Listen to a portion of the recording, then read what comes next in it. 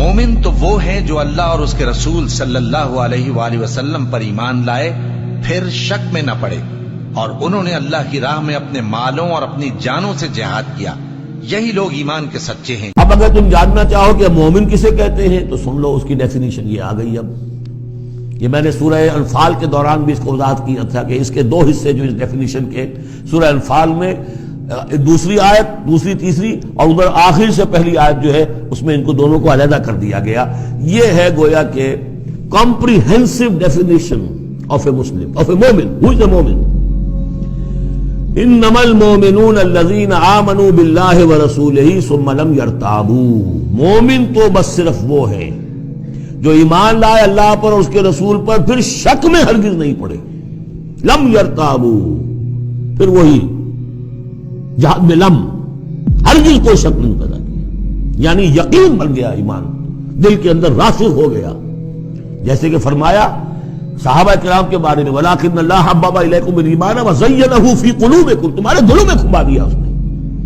جب تک ایمان دل میں داخل نہیں ہوا، دل میں راسخ نہیں ہوا، صرف زبان پر ہے آمنت باللہ وملائکتہ وکتبہ ورسلہ، یہ اسلام ہے۔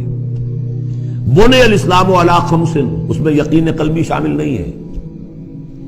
شہادت اللہ الہ الا اللہ وان محمد رسول اللہ، زبان سے گواہی کہ اللہ کے سوا کوئی معبود نہیں اور محمد اللہ کے رسول ہے، واقام الصلاۃ وایتاء الزکوٰۃ وصوم رمضان وحج البیت۔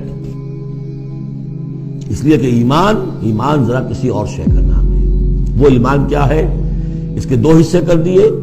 اب یہ اس شہادت سے نیچے یقین قلبی والی بات ایڈ ہو جائے اور ادھر عمل میں جہاد ایڈ ہو جائے تو 7 چیزیں ہوں گی تو اب یہ مومن شمار ہوگا۔ 5 چیزیں تو اسلام وہ تو ہونی ہے۔ مومن جو ہے وہ مسلم تو ہوگا ہی لا محالہ، لیکن اس سے اوپر کی منزل ہے تو 2 چیزیں اور بڑھ جائیں گی۔ وہ کیا ہے؟ انما المؤمنون الذين آمنوا بالله ورسوله ثم لم يرتابوا وجاهدوا باموالهم وانفسهم في سبيل الله، اور جہاد کریں اپنے مالوں کے ساتھ اور اپنی جانوں کے ساتھ اللہ کی راہ میں۔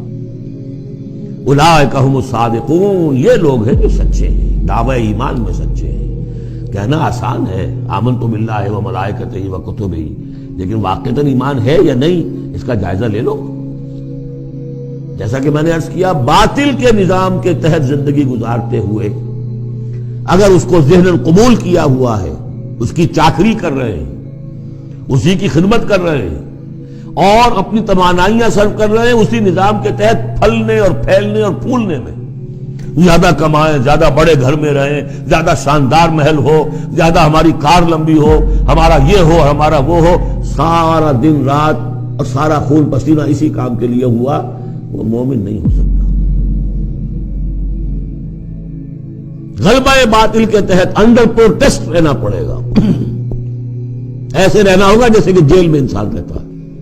الدنیا سجن المومن و جنت الکافر، اور یہ کہ اپنی توانائی میں سے منیمم سبسسٹنس لیول پر جو آپ کے وجود کو برقرار رکھنے کے لیے ناگزیر ہو، اس حد تک تو اپنے وقت اور توانائی اور اپنی قوت اور صلاحیت میں لگائے آپ اپنے اور اپنے اہل و عیال کی ضروریات پوری کرنے کے لیے۔ باقی سارا وقت، ساری صلاحیت، ساری قوت اللہ کے دین کو غالب کرنے کی جدوجہد، نظام باطل کو جڑ سے اکھیڑ کر پھینک کر اور اللہ کے دین کو قائم کرنے کی جدوجہد۔ اگر یہ نہیں ہے، اگر یہ نہیں تو بابا پھر سب کہانیاں ہیں، پھر یہ اسلام کا دعویٰ ہے۔ اسلام تو ہے، مانے تم دنیا میں تم مسلمان عورت سے شادی کر سکتے ہو، مسلمان باپ کی وراثت تمہیں مل جائے گی، قانونی حقوق سارے تمہارے مسلمانوں کے ہوں گے، اسلامی ریاست میں تم مکمل شہری شمار ہو جاؤ گے، لیکن مومن شمار نہیں ہوگے اللہ کے ہاں۔ قالت الاعراب، یہ آیات تو ایسی ہیں کہ یہ یاد کر لیجئے آج کی رات۔